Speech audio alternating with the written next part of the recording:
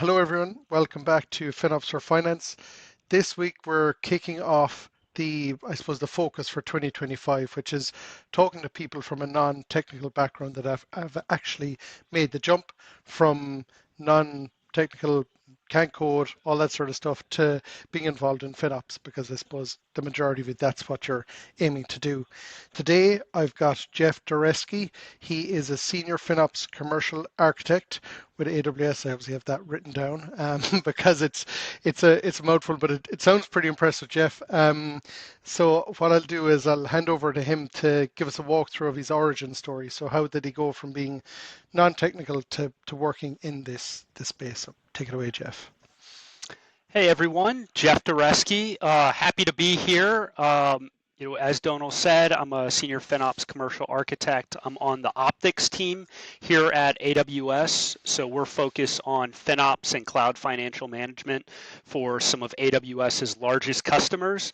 And the great thing about that is we get to work with really complex environments and then look to scale our knowledge and learnings from those to the broader ecosystem.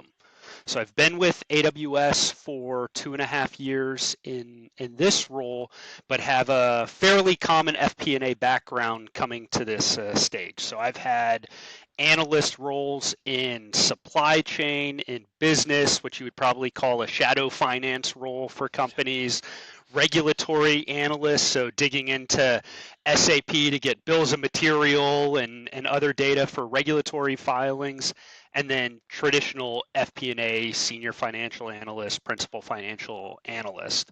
And so coming into the cloud space, I worked at Capital One for 5 years and was initially hired as part of the business case for the move to cloud. So Capital One has been very public about their closing data centers, moving to cloud, and I worked on the financial aspect of the business case. So everything from the increases in cloud, the closing the data centers, what happens to the labor, licensing, all of the puts and takes from this multi-year journey. And then as they got on the other side of that journey, closed the data centers, at the same time, Capital One had stood up a cloud finance team within the FP&A space, and so moved over into that team and was running cloud finance until I moved over to AWS to take some of that knowledge and continue to build. That's really good, Jeff. Thanks for that. When you were talking about digging into SAP to look at bill of materials information, I was getting a cold sweat. Just having to deal with those ERP systems is not pleasant. It is a necessary evil. Someone has to do it, but it's a lot more, I suppose, rewarding when you're looking at something and trying to impact something that's kind of live and has a more direct material impact. And the Capital One piece, as you mentioned, is it's kind of a case study used a lot of the time, and I know a lot of the people there are heavily involved in a FinOps foundation as well. And to make such a large shift with such a large environment so intentionally as well, like a lot of times standing up a cloud FinOps or finance department is kind of only done after the big massive bill from the cloud provider lands on your table. So doing that in time is quite kind of an interesting thing to be part of. So obviously like a broad range of experience there, and within that, I suppose there'd be a mix of hard skills, so stuff like your variance analysis, Excel skills and stuff like that. Then there's the soft skills, the people element. I suppose first off, I'd want to know for people listening and watching, what are the hard skills that you find serve you now that kind of served you before in that FP&A or regulatory piece? What do you lean on to help get you started in FinOps? So the bread and butter of a FP&A analyst is going to be their variance analysis, their forecasting, their reporting, and they're taking very complex points and boiling it down into the salient points for leadership. And so being able to take all of this data of everything that happened over the past month, past quarter, year, and have those pithy one-liners for your senior leadership to really understand what's going on and what can they impact and not get caught up in the minutia. So that's a skill that you develop as a financial analyst and serves me well within the cloud space as well.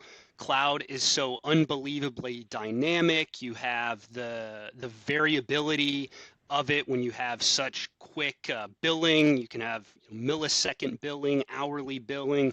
There's always something going on, but you want to make sure that your leadership chain, the engineers you're working with, know what to focus on and where they can take action.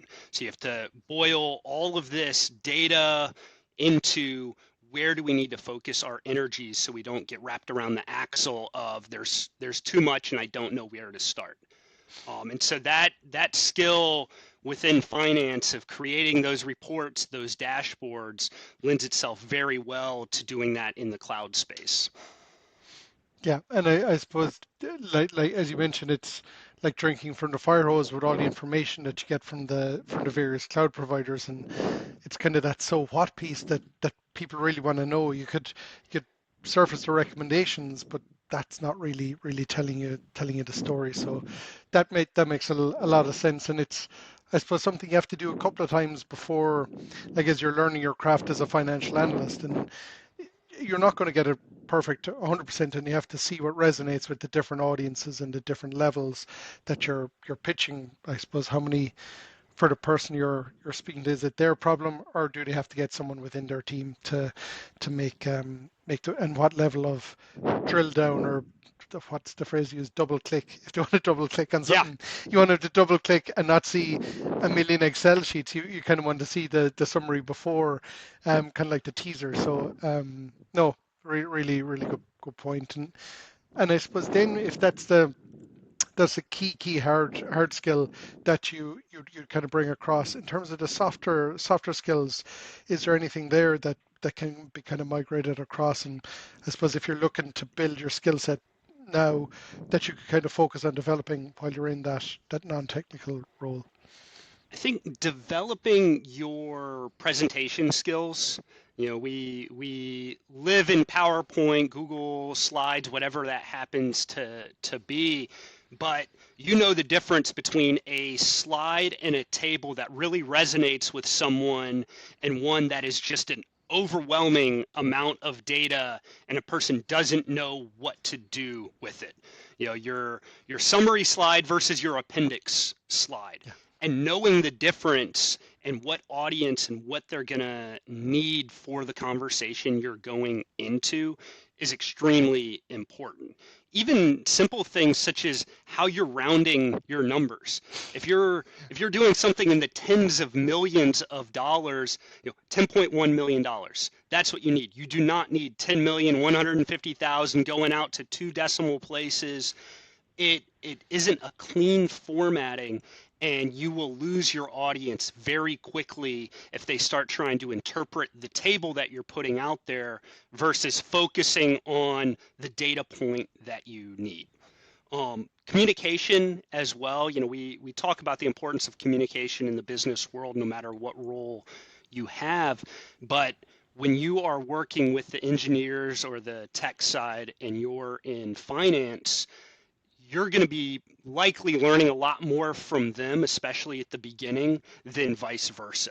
So being able to ask questions, to know enough information to ask them the questions of what's going on in their environment, and then being able to cut the data so you can take the data you're seeing, get to a point where you can understand enough that you know what question to ask them is extremely important, and being able to ask them a way that you can take actionable material from them. And sometimes, you think of forecasting, the difficulties of forecasting if you're trying to get what is their assumption for growth in the next quarter, the next year. It can be difficult. So coming to the person with, I see you've had 4% month over month growth for the last 3 months, do you think that's reflective of your next 3 months versus how much you're going to grow? Just, digging in and then asking the salient question Yeah. is important, and that's a skill you develop as a financial analyst anyways. Yes, yeah, it's a really good point about. I particularly like the piece you said about the forecasting. If you say, "What's your forecast?" It's kind of like, well, I don't know. I don't have context in terms of how you measure it. But by giving them a yardstick, they know what they've done in the past, and they can say, even to give you directionally, that makes a massive difference as well. One piece you touched on as well was around the presentation skills. I find that there's a really good point, and there's a really good book, Storytelling with Data, by Cole is her first name. I won't even attempt to pronounce her surname, but I'll put a link in the notes. I found it really good. I have it tabbed here, and I kind of refer to it, and it kind of distilling it down, like say, to the salient points, but still giving enough information, almost like a teaser to a movie or something like that, that people would want to know more. And the difference between what's informative. She's two different types. One is kind of information, and one is actionable, and knowing which path to go down. And there's It's a quite. challenge, especially coming from a finance background where you have so much data that you're looking at. You might be looking at the CUR, so all of the cloud data, but then you're also putting it into the context of your P&L, your general ledger, and you may have a bit that you want to prove to the engineers you're working with that I understand this. Look at how I've cut the data. Look at all of these points, and I can hone in on exactly what hour you increased your instance in what region. And it's a bit of trying to prove that you do understand what they are doing, but then you've overwhelmed them with data. So knowing that you have all of the backing information if needed, but you give the couple points that are representative of what cost you're looking at, what is actionable for them, and then feeling comfortable with following up. If they have a question on that, sure, I have the table right here. Let me pull up my Excel file, or I'll send you that number afterwards, rather than trying to send it all in one email and the message gets lost in the data. And there's a balance of providing enough data and then knowing you can always follow up later.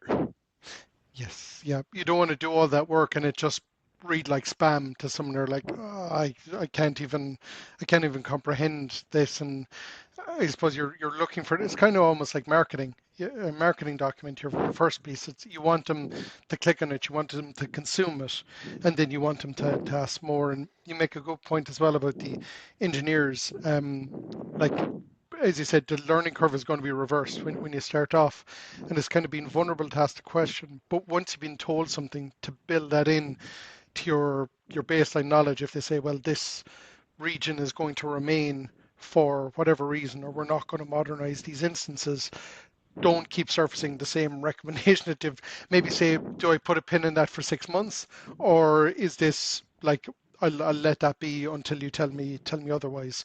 And by building, I suppose, that industry or business specific knowledge into your numbers, you're kind of iterating and improving all the time and getting closer to that end point that you want to get to. 100%. And with those, as you're, if it is on the forecasting side or trying to understand what's going to happen in those environments, sometimes just giving a person a number to react to, it may be hard for them to say what's gonna happen if it's a bit nebulous. But if you say, well, I see we're in two regions, should I assume we're going to a third region? And then they say yes or no versus, are we going to a third region?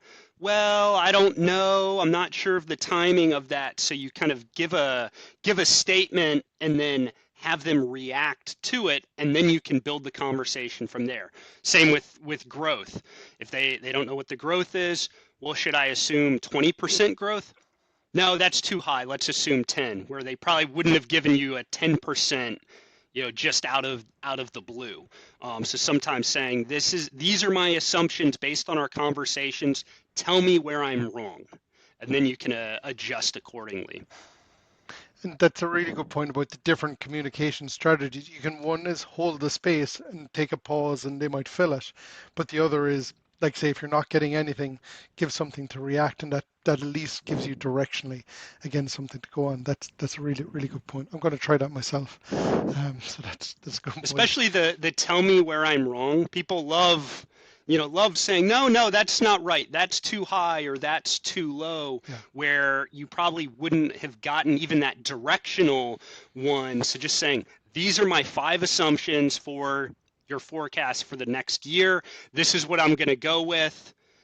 Let's talk through it, and then you have those all documented, and then just the record keeping of, I had this conversation on this day, we aligned on these assumptions, and that's going to help you have that business context behind the numbers. No, very good. And I suppose that's the hard skills and the soft skills for the non-technical person. I suppose a key part of it all this is to do with the cloud and cloud technology. So if you're used to doing debits and credits or balance sheets or variance analysis for widgets or something coming off a line, it's a bit different because you can physically understand that these raw materials go in, you get your margin. The cloud being such a, I suppose, an abstract concept, how important, I suppose, is it for people to have an understanding of the technology, and what might be a good way for someone to kind of learn or to get that base of understanding? Any recommendations there? Yeah, cloud is going to be like any any financial analysis that you're doing on the widget, something hard, tangible that you can see. If you're working on factory bill of materials, you're digging into however you get the data to understand the cost of all of those parts. Cloud's going to be similar to that, just it can be much more overwhelming with the amount of information out there. So digging into whatever your cost visualization tool that your company uses for your cloud numbers. So AWS with Cost Explorer, or if you have the CUR, so you're running SQL queries against your cost and usage report, understanding how to get the data is extremely important, because then you can start to understand what are the services that make the majority of your cost. If you look at it, it's likely to be a Pareto principle of 5 or 6 services are probably driving 80% of your costs. That's where you want to focus your energies and your knowledge base, learning about those. And so to build that base, to get the terminology for AWS, we have the Cloud Practitioner certification, which I found value in, of just starting to talk the language of AWS, of the different services that are out there. And then from a FinOps perspective, the FinOps Foundation has a lot of good training out there. They have the certified practitioner that, again, helps you get the right terminology so you can have those communications across the finance, tech, business stakeholders, because you want to make sure that you have alignment on the language that you're using and the core concepts. And so then you can take those core concepts and then figure out how can you see that in the data.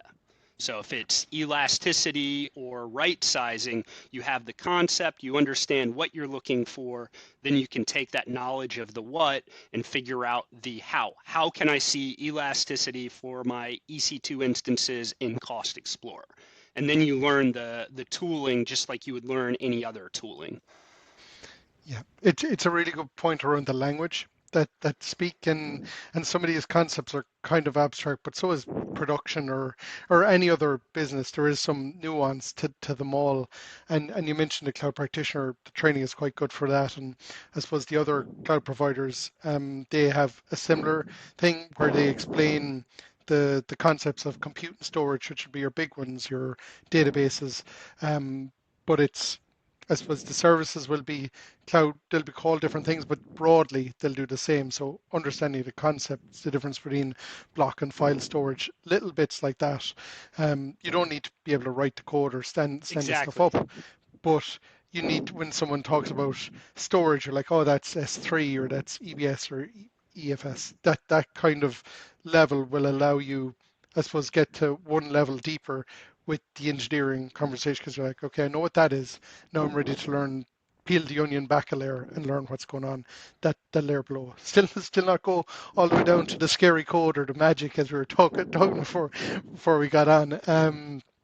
But kind of getting that next level, which will make your outputs and your analysis better again for the next time you speak. So And that's then good. the better you understand the service, then you can start to look at what are the optimization levers of that service. So if it's storage, so S3 storage, then you start looking at how can I optimize my storage. There's different storage tiers that are going to be cheaper than your standard storage. So then you can have the conversations with your engineers. What are we looking at? Do we need all of the data in hot storage? Can we move it to the cheaper tiers? Can we use intelligent tiering to automatically move it to the cheaper tiers without having to set our own life cycle policies? So you understand the service a little bit more, then you can have deeper conversations with the engineering, with the tech leads, and eventually get to a point where you're helping direct what is the art of the possible for optimization. So you can really dig into the data, and for storage, you can look at the bucket level. We haven't accessed these buckets in 3 months, and we paid X number of dollars. Do we still need it in our most expensive storage? You can then take the understanding and really get into the weeds and bring those actionable insights to the engineering team. And I suppose the hard bit from with a finance hat on is it's very hard to see, oh, these are all the recommended. I'll archive these or I'll just shift them all around. And that can make someone really mad. And the law of unintended consequences. So it's always best to, I suppose, pause first, ask the question. Um, so you're not kind of impacting anything in production because I suppose you always have to think the engineers, they won't necessarily get shouted at if something is 5 or 10% more expensive, but if something falls over on the front end in production, that is an issue. And you don't want to kind of burn your bridge by being a bit overzealous. It's very hard when you see the figures there and you're like, cash, I can just go in and get that, and then I'll prove my value. But it's just trying to understand the levers to pull. And I heard someone say one time, cost has a context, and that's Mm. especially important within cloud when you're looking within cost optimization hub or trusted advisor within AWS, seeing these potential optimization recommendations. And then you don't want, to your point, be overzealous. We can save X number of dollars if we do all of this. It's understanding here's what cost optimization hub or compute optimizer is saying for these instances, going to the engineering team, the lead of those, to understand perhaps they purposely over provision them because it's a tier one application and we've made the business decision that we want to ensure scaling, so we have an overhead of X% on utilization, and we're well aware of that cost. So being able to take what the just black and white recommendation is and get the context behind, rather than shouting, look, you could save all of this money, and now you've ticked off your engineers because you haven't brought them into the conversation. Yeah. No, that's a really good point. And I suppose that ties in with my next question in terms of how is FinOps different to previous roles in finance, like I suppose the different levers and cost having consequence. I really like that. Is there any other pieces where you see it being kind of slightly different to the FP&A side of things? The variability and how dynamic cloud is. Someone can spend something up and start incurring cost immediately on there, where if you're ordering products or something more tangible, you may not see the cost implication right away. A longer tail on those costs, where cloud, you see it right away, which also means that you can turn it off and see the costs go down immediately as well. So because it's decentralized, you have a number of engineers that are working in the cloud space, having to set the monitoring, whether it's anomaly detection or having a standard weekly or bi-weekly review of cost between tech and finance to keep your finger on the pulse of what is going on in the environment. If you're just doing monthly variance analysis, you're too late to make a change to that. If you're doing daily variance analysis, then that's probably too much information because you do have things that just naturally spin up and spin down. So finding that right balance of how often you're monitoring costs. So from a finance perspective, you can have a better variance analysis. You know what's going on, was it expected, but you can still bend the curve within the month if something's been running for a week or so. And so that dynamic aspect of cloud makes it more of a challenge than more traditional areas of FP&A. Yeah, it goes from being like, here's your monthly variance analysis, this is up, this is down, to, like I say, this is per week, and it's not the same thing that changes every time as well, or it could be different gotcha, because it's kind of engineers at the edge of the organization writing code and spinning these machines up. So it's that piece is, yeah, I suppose if you're from a traditional financing, you prefer the month end structure, and this is the piece, everything is just so, it might be more of a challenge. Whereas if you're ready to kind of adapt and evolve as things change, what is it Mike Tyson said, everyone has a plan and then they get punched in the face. It's kind of like you start your day thinking, okay, this is what I'm going to do today, and you look at the reporting, you're like, well, this has completely blown up and I don't know why.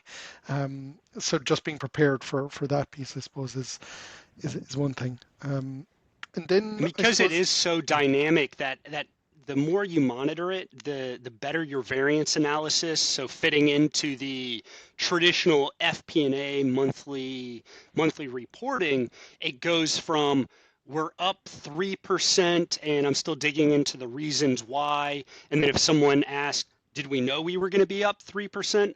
Oh, let me reach out to the engineer, find out, was this expected to, we spoke with them 2 weeks ago when we noticed the weekly spike. They're doing dev testing. It's going to last for the next 3 weeks and then come back down. So you can have much more detailed variance analysis, and you've built that rhythm of interacting with the engineering leads as well. So when you do see either cost spikes or you see something out of the ordinary, you know who to go to, and you can have more clarity within your analysis. Where the other ones, if it's just your depreciation schedule, there's not much that's going to be going on. Headcount, you may have a couple puts and takes in headcount. ProServe, you had to accrue more because you didn't get an invoice in. There's much more going on within the cloud space in that one line item. and even in that example where you said, like, telling about the engineerings and the devs and giving that context, you don't need to give reams and reams of information, but it's all about the confidence that you inspire in the people that you're reporting the number into. That, like, the number might be the same, it might still be going up, but if they've got that reason why it's going up and they know you're on top of it, then it's kind of like, okay, they've got this covered, and maybe it's driven by revenue as well. We've got more customers. It's a variable cost element. And that could be a good news story then, that when they're talking to the people doing the revenue recognition and stuff like that, they're like, well, we saw that our cloud usage is going up, which is driven by the unit economics. Therefore, that should tie in with the income line here. And it helps them join the dots in terms of how the OpEx cost of cloud might, I suppose, underpin the revenue of the business. So it kind of might help in that regard.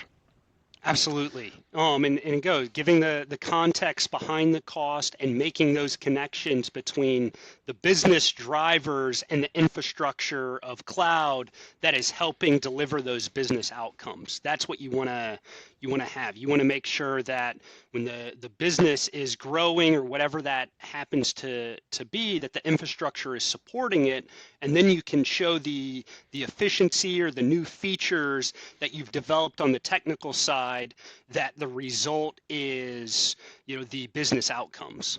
Yeah. Because it's kind of almost like marketing and sales spend, where you're like, you're not necessarily getting the correlation might necessarily be there, but you know you're building pipeline and you need to do it. Whereas I suppose the cloud and revenue can be more close, or the link there is kind of a bit easier to understand, but it's just that abstract concept to get their Yeah. head around. Um, and then I suppose we've talked about the common challenges, and then overcoming those challenges, I suppose, is there any way of getting on top of, and any, like when you moved across first, is there any way that you'd be like, geez, this thing is changing every hour I look at it, the number is different. Any tips or tricks on kind of coming to terms with that level of variability? Well, I think when you're in finance, you're working with the tech teams, you're going to have that imposter syndrome. I still have that when I'm working with someone that is very deep in the weeds from a technical perspective, that I'm having to take what they're talking about at that level, maybe bring it up a level or two to get what are those actionable insights? What are the parts that are going to matter from the finance perspective, or just the general idea of what they are trying to build. But then on the flip side, you also have to remember an amortization schedule is going to scare an engineer. They hear that word, they're like, nope, I want nothing to Yeah, do with that. I don't want to talk to accounting. I don't want to know why they're amortizing it on a monthly schedule versus a 445. That's your world. yeah, I don't want to know. So having the friend within engineering that you can go talk to and ask those questions that maybe you're a little bit like, this is a stupid question, but can you help me out here?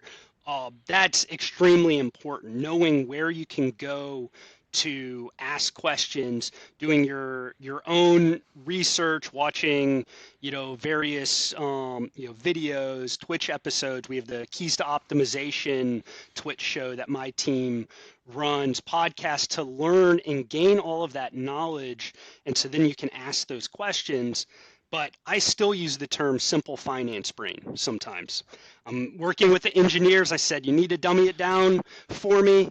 Let's talk about what is going to be important for what we're building, and we can figure out the really in the weeds details on another call. So there's a bit of being humble of what you know, where you play, and then what data you need from the other groups, but also recognizing they feel the same way.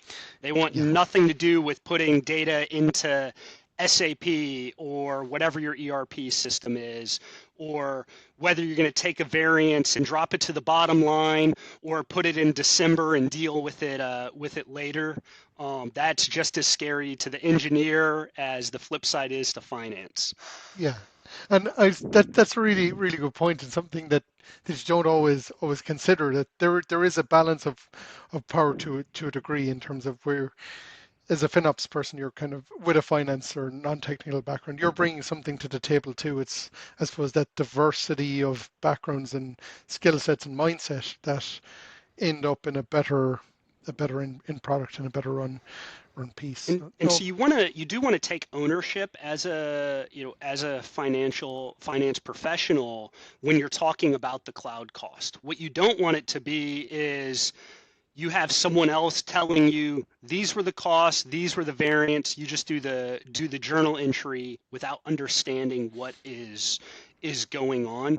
Then you're just a reporting mechanism. You're not taking the standard, the cost mean this, the variance means this. You don't have the ownership of those costs. And it's somewhat easy to do because cloud is complex. There is a lot to learn, and you have 15, GL line items you're dealing with. Cloud is just one of them. But because it is so dynamic and you can actually make changes, make impacts, and then see it right away, it's one that can take an outsized portion of your time. But it is worth it when you are having the more clarity within your variance, and then the ability to actually bend the curve of your costs. So not being so intimidated by this new language that you're learning, that you say, well, they told me 3% growth, so I put in 3% growth and I didn't ask why. That's you don't want to be completely hands off when you're looking at those costs.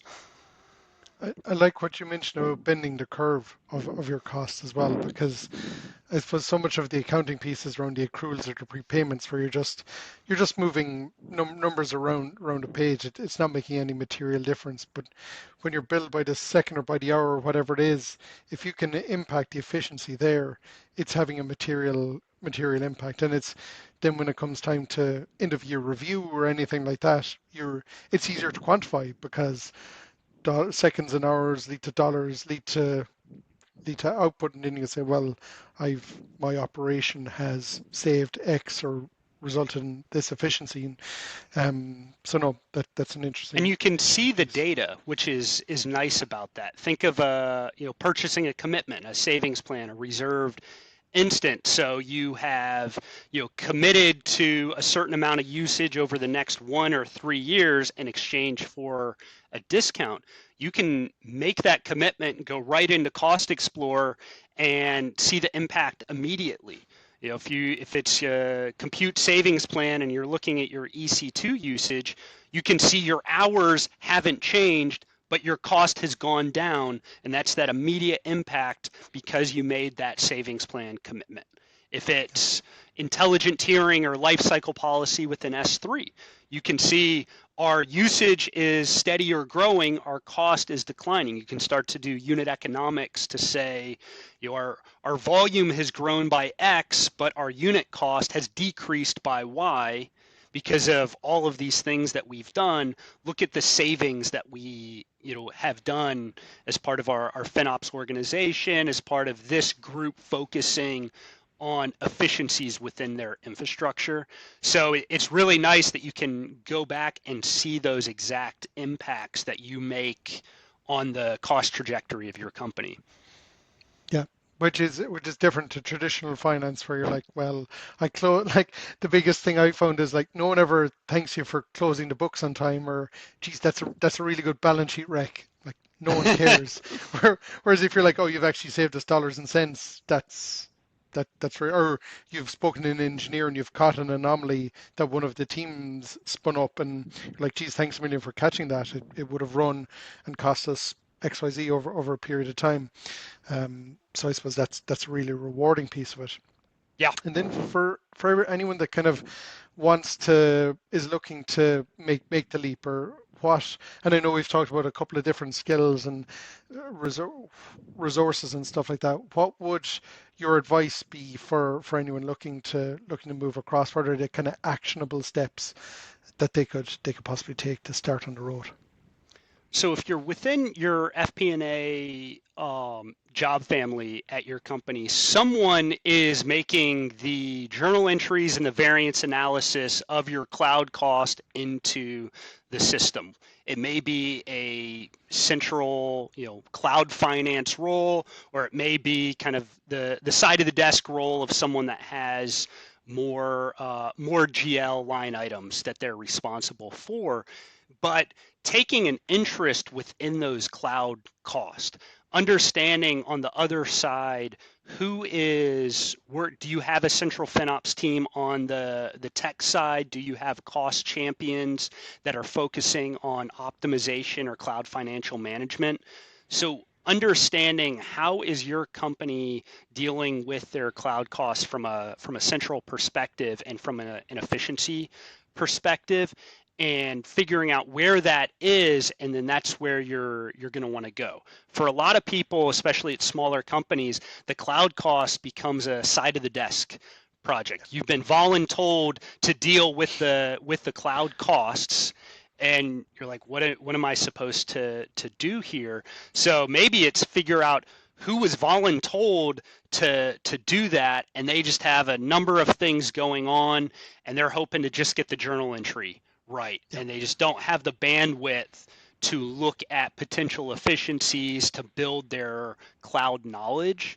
So leaning in there, looking at some of the certifications is going to help you have that language, and then understanding for your company, how are they looking at the cost? If an engineer wants to know how much they're spending, Are they using Cost Explorer, the QuickSight dashboards through AWS, a third-party tool, and building your knowledge of that tool so you can effectively navigate all of the fire hose of data to take those actionable insights out of there. And so it's figuring out what group is there, how can you get the cost, and then how can you speak the language of the decision makers. And I suppose it's a shot to nothing because, as you said, it's probably landed on someone's desk as an aside that they have to do. They'd be delighted for someone to have a look and take something off their plate. You'd be kind of learning, and by showing that, I suppose, proactive piece, maybe the engineering team never spoke to an accountant before. Let's be Exactly. devils if they did, and they're like, oh, geez, tell us more. And even there's so much low-hanging fruit that can be got relatively quickly, and that demonstrates your value. And then maybe it comes within your scope, and then you've got, as opposed to doing it kind of almost on the side as a learning piece, you can kind of bring it into your purview then. So if you're having your, I suppose, your annual development conversation piece, maybe ask, because you might necessarily know, but hopefully your manager or their manager would know who's responsible for that. And it's like a 30-minute Zoom call or cup of coffee if you're in the office. And you learn an awful lot, and people are happy to share as well, especially if you're taking work off their plate. They'll definitely be happy to get you involved. And Um, it's an important part you mentioned, if you're looking at your end of year performance reviews, you as a finance professional being able to say, I have gone cross-functionally with the engineering teams. This is the mechanism I've set up to have monthly calls. Maybe it's just for your business unit. You're not even doing it across central function, but your business unit, you're working with the engineers in your business unit, and look how much more effective your costs have been because of these conversations. It's showing initiative, and everyone wants to show how well they're working cross-functional. That I'm getting outside of the finance silo. I'm going directly to the people who can actually make the changes within the system. And then it's the inverse, the engineer being able to say, I've been working with finance. I've been understanding more of the finance and the business side. That's how they're going to grow their scope as well. I'm not just heads down on the code of my one particular project. I'm actually understanding the financial implications of the decisions I'm making. How is finance taking what we're doing and messaging it to senior leaderships? So it's a very symbiotic nature. And then both groups are able to say, we have partnered effectively with a cross-functional team. And that's always going to be something that people want to highlight. Um, you know, Selfishly within your year-end review, but it's going to make for better business outcomes as well.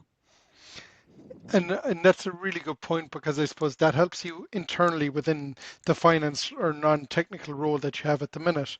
But then if you look to move, you're a lot more marketable if you can talk about I was in finance and I did these optimization efforts as opposed to saying I was in finance, I did some certifications and I'm ready to learn FinOps. It's not a massive difference, but from a hiring perspective, it's huge. It means someone can hit the ground running, they know what they're looking at, versus, okay, they know this in theory, but they've never applied the practice. And that's something that people can take away and do today. So that's Absolutely, quite good. because then when you have your questions, tell me about a time when in an interview you're having data behind any of those answers. It's not just, well, I took the certification and I want to learn more. It's, I did the certification, so table stakes there, but here is how I've interacted with the engineers. I've actually put these nebulous concepts into practice, and these were the outcomes that I've done within my traditional FP&A role, if you want to go more niche within the cloud finance space. And I suppose FinOps as well, so much of it is self-driven, as opposed to, and I suppose that's one of the big shifts from finance to FinOps. So it's kind of like when you go from high school to college. So in the high school, you're kind of, this is your class, it's at this time, and you're doing ABC. But in college, like you go to no lecture or you go to all the lectures, it's kind of on you. FinOps is kind of the same because especially if it's a smaller team, they're doing something with the cloud. I'm not really sure what it is, but if you've shown that initiative to drive it forward, they know that okay, I can let them loose on this. I don't need to get into the weeds in terms of what they're doing because they've shown this initiative before. So I suppose whatever about the technical pieces you can talk, it also shows that initiative that someone in the space kind of needs as well. And FinOps is a bit of choose your own adventure as Yeah, well in terms of the path, because it still is a relatively new and evolving industry. You're going to need all of those perspectives. So on the cloud financial management spectrum, you need the very heavy tech people, but you also need the very heavy finance people, and then everything in between. And so what a FinOps practitioner actually looks like can be team dependent on what skills does the team have and what are they looking for, and then what you bring to the table and where your perspective, how you're approaching things, how you're going to look at the data. So from a finance perspective, you're being able to take those learnings and talk to the business and the finance side of the house, where someone maybe that's more technical isn't quite as comfortable for that. And so just being comfortable with your knowledge and skill set and what you bring as a finance professional to FinOps to hopefully get over the imposter complex or the imposter syndrome, as well, because it does take all aspects to really have an effective cloud FinOps practice. no, Jeff, that's brilliant. Thanks so much for your time and your perspective. Been really, really interesting discussion. So if people want to get in touch and connect and learn a bit more about what you guys are doing in the optics team and stuff like that, how would they get in contact? Yeah, so every Thursday on Twitch, we have the Keys to AWS Optimization show. And after that, it's then posted to YouTube. I think we have a backlog of 100 plus episodes of customers, of internal AWS associates talking very in the weeds technical conversations, higher level of business problems and solutions. So any service you can think of that you're trying to learn more about, there's probably been an episode there. So very worthwhile to start looking at those. Personally, on LinkedIn, I've written a couple different finance specific blogs within the cloud finance space about your aligning your general ledger, about general forecasting, and even talking cloud with a non-cloud audience, which is always fun. So would love to connect with everyone. Brilliant. That's great, Jeff. And I'll put the links to your LinkedIn and the keys to optimization, those kind of bits. I'll put them in the show as well. So that's great. Thanks so much for your time. Thanks everyone. Any questions, comments, queries, just drop a note and we'll get back to you. Thanks so much. All right, have a good one, And everybody. and we're out.